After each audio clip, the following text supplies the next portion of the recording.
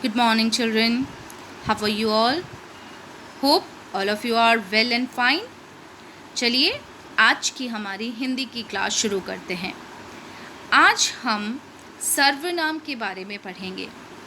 सर्वनाम जिसे इंग्लिश में हम प्रोनाउन कहते हैं। सर्वनाम ऐसे शब्दों को कहते हैं जिनका प्रयोग संज्ञा के स्थान पर होता है। संज्ञा क्या होती है, एक बार हम इस पे भी नज़र डालते हैं। संज्ञा जिन्हें हम नाम कहते हैं, है ना। किसी का भी नाम, व्यक्ति, वस्तु, स्थान, सभी का नाम जो है संज्ञा कहलाता है। तो जब हम उन संज्ञा शब्दों के स्थान पर जिन शब्दों को काम में लेते हैं उन्हें सर्वनाम कहा जाता है। सर्व का अर्थ है सब और संज्ञा क्या अर्थ है, नाम। तो सर्वनाम का अर्थ क्या हुआ, सबका नाम। हम इसको कैसे काम में लेते हैं इस पर एक नज़र डालते हैं। देखिए, मोहित ने मोहित के भाई से कहा कि वो मोहित की माँ से पूछकर कल मोहित के दोस्त के घर जाएगा। तो ये थोड़ा सा हमें अजीब लग रहा है। क्या हम ऐसा करते हैं, बार बार हम एक ही नाम को रिपीट करते हैं? नहीं, हम उस नाम की जगह कुछ शब्दों को प्रयोग करते हैं और उन्हीं शब्दों को सर्वनाम कहा जाता है। कैसे, देखिए, मोहित ने अपने भाई से कहा कि वह अपनी माँ से पूछकर कल अपने दोस्त के घर जाएगा। ठीक है। हम जब कोई भी निबंध लिखते हैं तो निबंध में भी हम क्या करते हैं, शुरू हम ऐसे ज़रूर करते हैं जैसे मेरे सच्चे दोस्त का नाम राहुल है। राहुल एक अच्छा लड़का है, वह एक होनहार लड़का है, वह पढ़ने में बहुत अच्छा है, उसके 3 भाई हैं। तो देखा, हमने बार बार राहुल को काम में नहीं लिया, हमने राहुल की जगह वह और उसके जैसे शब्दों का प्रयोग किया जिन्हें सर्वनाम कहा जाता है। सर्वनाम के भेद। सर्वनाम के 6 भेद हैं। कितने भेद हैं? 6। There are 6 different types of pronouns.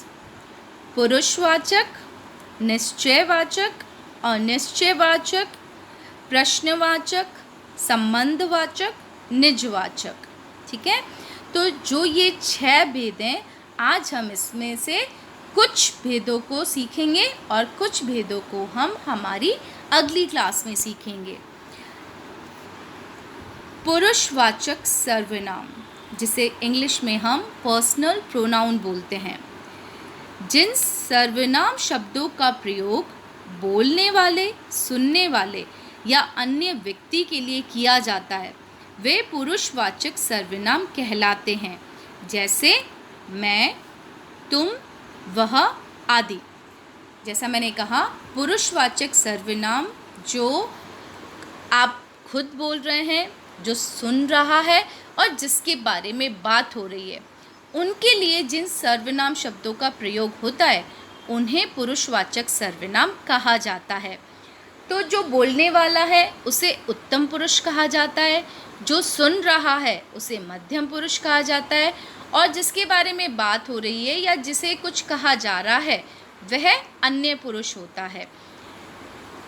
Personal pronoun जो पुरुषवाचक सर्वनाम है, फर्स्ट पर्सन उत्तम पुरुष, स्पीकर जो होता है जो बोलने वाला है, मध्यम पुरुष सेकंड पर्सन सुनने वाला, एंड थर्ड पर्सन अन्य पुरुष जिसके बारे में बात हो रही है।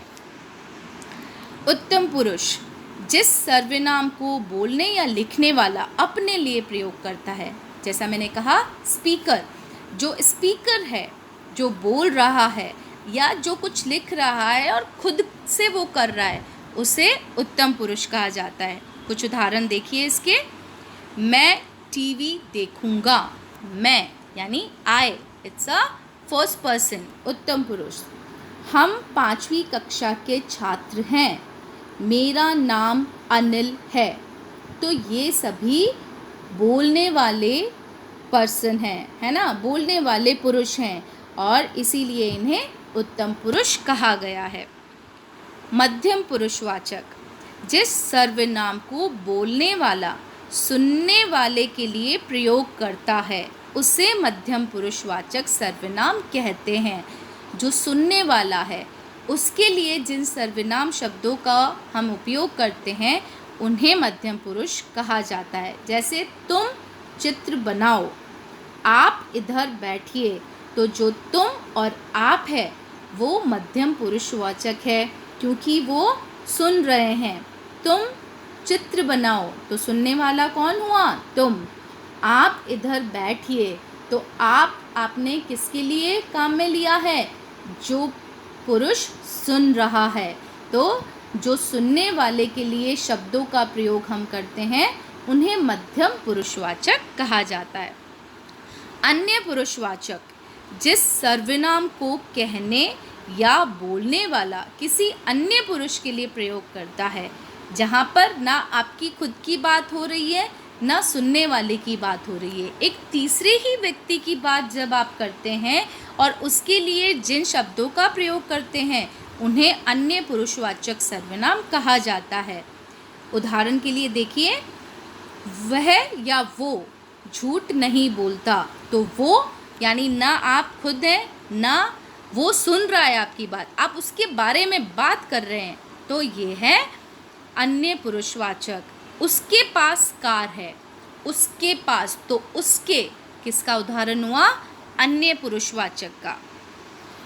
निश्चयवाचक सर्वनाम, डेमोन्स्ट्रेटिव प्रोनाउंस, जो सर्वनाम किसी व्यक्ति अथवा वस्तु का निश्चित बोध कराते हैं वे निश्चयवाचक सर्वनाम कहलाते हैं। उदाहरण के लिए देखिए, यह किसकी टोपी है, तो यह किसका उदाहरण है? निश्चयवाचक सर्वनाम का। वे हमारे दादा दादी हैं, वे, क्योंकि दादा और दादी दो जने हुए तो हमने वे लिखा, और वे किसका उदाहरण है? निश्चयवाचक सर्वनाम का। दोनों ही सर्वनाम निश्चित व्यक्ति और वस्तु के बोध करा रहे हैं या हमें निश्चित व्यक्ति और वस्तु का ज्ञान करा रहे हैं। डेमोन्स्ट्रेटिव प्रोनाउन, जिसे हम बोलते हैं इंग्लिश में दिस, दैट, दीज, दोज, बिल्कुल उसी तरह से हिंदी में यह, ये, वह, वे निश्चयवाचक सर्वनाम के उदाहरण हैं। अनिश्चयवाचक सर्वनाम, जिन सर्वनाम शब्दों से किसी निश्चित वस्तु अथवा व्यक्ति का बोध न हो उन्हें अनिश्चयवाचक सर्वनाम कहते हैं। निश्चयवाचक जिसमें हम निश्चित व्यक्ति और वस्तु की बात करते हैं, लेकिन अनिश्चयवाचक उसका उल्टा है। जब आप निश्चित व्यक्ति और वस्तु के बारे में बात ना करें और उसके लिए जिन शब्दों का प्रयोग किया जाता है उन्हें अनिश्चयवाचक सर्वनाम कहा जाता है। जैसे कोई गाना सुनाओ, तो कोई निश्चित नहीं, कोई भी गाना सुना सकते हो आप, आपने उसे एक निश्चित गाना नहीं दिया है सुनाने के लिए, तो कोई आपका अनिश्चयवाचक सर्वनाम का उदाहरण है। कुछ रुपए माँ को दे दो, कुछ रुपए, 100 रुपये, 200 रुपये, 500 रुपये, कुछ यानी सम अमाउंट, सम मनी। तो यहाँ पर भी जो ये कुछ है वो अनिश्चित है, इसलिए ये अनिश्चयवाचक सर्वनाम का उदाहरण है। पार्टी खत्म होते ही सब चले गए, सभी मतलब आपने किसी एक का नाम नहीं लिया है, आपने किसी निश्चित का बोध नहीं कराया है, सब यानी ऑल, एवरीबडी। तो ये किसका उदाहरण हुआ? अनिश्चयवाचक सर्वनाम का। तो आज हमने सर्वनाम और उसके 3 भेदों के बारे में सीखा। सर्वनाम के 6 भेद हैं, 3 भेद हमने आज सीखे हैं, जिसमें पुरुषवाचक सर्वनाम, निश्चयवाचक सर्वनाम और अनिश्चयवाचक सर्वनाम हैं। इन सभी के उदाहरण भी हमने देखे। आपको इन सभी को 2 से 3 बार प्रैक्टिस करनी है ताकि आप भी सर्वनाम को कैसे प्रयोग में लाते हैं और उसके भेदों को कैसे काम में लेते हैं अच्छे से सीख पाएंगे। तो आपको क्या करना है? What you have to do practice 2 to 3 times of pronouns and its different types. इसके खुद से वाक्य बनाएं, उदाहरण जो हैं उनसे नए वाक्य बनाएं ताकि आप भी उनका प्रयोग समझ सकें। ठीक है? Hope it's clear. Thank you.